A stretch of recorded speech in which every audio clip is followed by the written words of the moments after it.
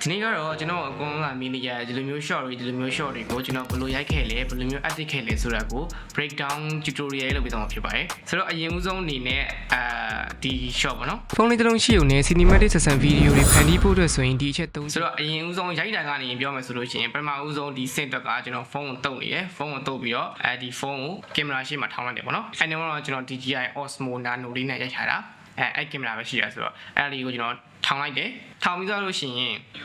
ဒီအနောက်က transition ပေါ့နော်အဲ့ကင်မရာရဲ့ဝင်သွားတဲ့ transition ကကျတော့ AI လို့ထားတာပေါ့နော် AI မှာတော့ clip တစ်ခုတည်းမဟုတ်ဘူးနှစ်ခုပေါင်းလာတာဖြစ်ပါတယ်ဒီ video ရဲ့စုံသွားတဲ့ပုံကိုယူလိုက်တယ်ပုံကိုထုတ်လိုက်တယ်ပုံထုတ်တာကကျွန်တော်ကက်ကက်မှထုတ်လို့ရတယ်ဒါပင်ကြီးမှထုတ်လို့ရတယ်ပေါ့နော်ကျွန်တော်က DaVinci သုံးတယ်ဒါပင်ကြီးမှကျွန်တော်အဲ့ပုံထုတ်လိုက်တယ်ထုတ်ပြီးတော့ကျွန်တော် AI မှာသွားပြီးတော့ကင်မရ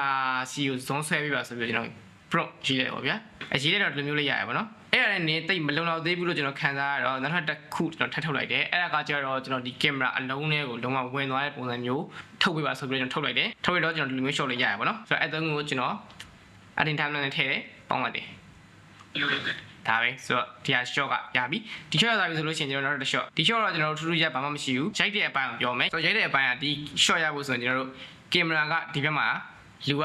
အလယ်မှာပြီးလို့ရှိရင်ဒီ lamp တော့လုပ်လဲပေါ့နော်ဒီ lamp ကကျွန်တော်တို့ sensor lamp လို့ခေါ်တယ်ကျွန်တော်တော်ကြာဝယ်တာထိုင်းမှာတော့ဝယ်တာပေါ့နော်ဆိုတော့ဒီ lamp ကိုဒီမှာလူဝဲထားလိုက်မယ်ဒီမှာကင်မရာပေါ့နော်ဒီ lamp ကိုလူနဲ့꿰ရတာပေါ့ဆိုတော့အဲ့လိုမျိုးရိုက်ပြီးတော့လို့ရှိရင်ကျွန်တော်တို့ editing timeline နဲ့ထည့်မယ်ထည့်ပြီးတော့လူကိုမဲချလိုက်မယ်ဒါဆိုရင်ဒီလိုမျိုး shot လေးရတယ်ပေါ့နော်နောက်တစ်ခုကတော့ကျွန်တော်တို့ဒီ shot ပေါ့နော်အဲ့ဒါနောက်ကိုပဲတကောက်လိုက်ရင်ကျွန်တော်ရဲ့နေ့ရက်တွေတော်တော်များများဒီ shot ကဘာထူးရရဲလို့မေးလို့ရှိရင်ဘာမှတော့တိတ်မထူးကြပါဘူးဒါပေမဲ့ဒီနေရာမော်ကဟာအကုန်လုံးကတကယ်မရှိဘူးเนาะအဲ့ဒါတွေကကျွန်တော် AN နဲ့ဆွဲရတဲ့ဟာတွေပေါ့ AN နဲ့ထည့်ရတဲ့ဟာတွေပြောအောင်ပေါ့ဆိုတော့ရိုက်တဲ့ဘိုင်းကမထူးဆန်းဘူးဒီရှေ့မှာနေရာရှိတယ်ကျွန်တော်နောက်ကင်မရာရှိတယ်အနေရာမှာစာလေးကတ်ထားတဲ့ပုံကျွန်တော်ရင်ထုတ်လိုက်တယ်ထုတ်ပြလို့ရှိရင်ကျွန်တော်အဲ့ပုံကိုဒီ timeline အပေါ်မှာတင်လိုက်တယ်ပေါ့เนาะအဲ့ဒါ overlay လားဟုတ်တယ် overlay အနေနဲ့ကျွန်တော်တင်လိုက်တယ်တင်ပြီးလို့ရှိရင်ကျွန်တော်နောက်ထပ်အောက်ကကျွန်တော်ရထားတဲ့ဟာကိုအပေါ်ကို copy ကူးလိုက်တယ်ကူးပြီးတော့လူကိုကျွန်တော် background ဖြောက်လိုက်တယ်ပေါ့နော်အဲ့လိုမျိုး background ဖြောက်လိုက်တဲ့အခါမှာကျွန်တော်ဒီလိုမျိုးနေရာမှာလုံးဝကတ်ထားတဲ့ပုံစံမျိုး shot တစ်ခုရလာတယ်ပေါ့ဒီဟာကကျွန်တော်တကယ်တည်းတယောက်တည်းရဲ့လူဆိုရင်တည်တယ်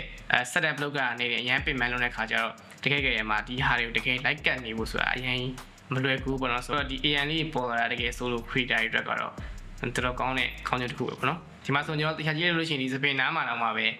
တိတ်ပြီးတော့မတည်တဲ့လေးတွေ့ရလိမ့်မယ်ဒါပေမဲ့အရင်ရေးမကြည့်ဘူးနော် Okay ဒီ cinematic ဖြစ်ဖို့အတွက် editing မှာအရေးကြီးဆုံးချက်ကကပ်ပါဒီ shot ကတော့ကျွန်တော်အသေးမေးရရပါတော့ဆိုတော့ဒီ shot ကိုကျွန်တော်စပြောရမယ်ဆိုလို့ရှိရင်ရိုက်တာကနေစမပြောဘဲနဲ့ idea ကနေစပြောမယ်ပေါ့နော်ဆိုတော့ဒီ idea ပေါ့နော်ဒီ shot idea ဘယ်ကလာလဲဆိုလို့ရှိရင်ကျွန်တော်ကငယ်တော့ဆိုလို့ရှိရင်set game လို့ပေါ့တော့အရင်ကြည့်ရပါတော့ set game နဲ့မြန်မာနိုင်ငံမှာဆိုရင် street game လို့ပေါ့လို့ရှိတယ်ပေါ့နော်သူတို့ကျွန်တော်အရင်ကြည့်တဲ့ခါကျတော့ဒီ trick shot လေးတွေကကျွန်တော်စိတ်ထဲမှာရှိနေတဲ့ခါကျတော့ကျွန်တော်ကိုယ်တိုင်တကယ် content creation လုပ်တဲ့ခါမှာလည်းကျွန်တော်တို့ trick shot လေးတွေကိုလှုပ်ဖြစ်သွားတာပေါ့နော်တကယ်ကကျွန်တော်စိတ်ထဲမှာဒါကြီးလုံးဝ okay လုံးမဆိုပြီးရှိနေတာမဟုတ်ဘူးလှုပ်ဖြစ်သွားတာပေါ့ဆိုတော့အဓိကတော့ဒီမြမကြည့်ပါနော်မြမကြည့်ပြီးတော့တခြား creator တွေဆီကမြမ inspire ယူတကယ်လို့ကိုက